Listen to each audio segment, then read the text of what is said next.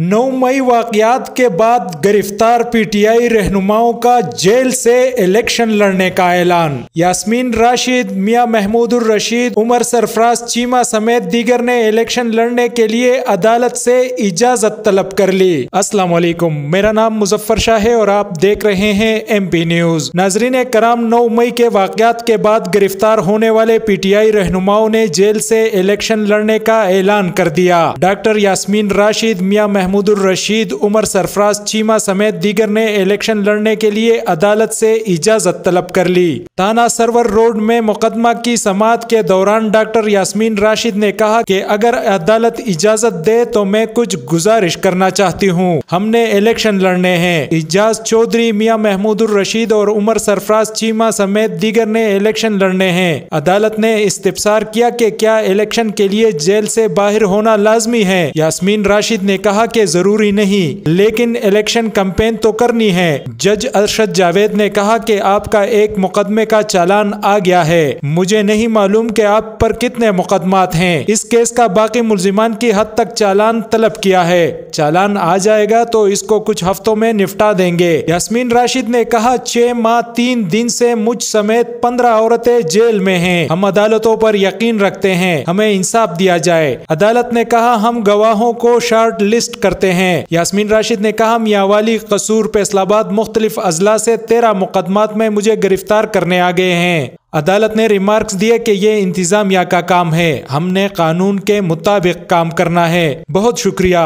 मजीद खबरों और अपडेट्स के लिए सब्सक्राइब करें MP न्यूज।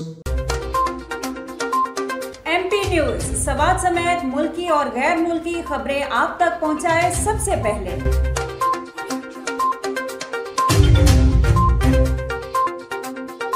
दिन भर की ताज़ा तरीन खबरें हो या अवामी मसाइल हो, MP न्यूज की स्क्रीन पर सबसे पहले। सियासी मैदान हो या हो खेल का मैदान, हम पहुंचाएंगे सबसे पहले खबर MP न्यूज पर। अब आपकी आवाज बनेगा MP न्यूज सबसे पहले। तो अभी Facebook पर और YouTube पर सब्सक्राइब कीजिए MP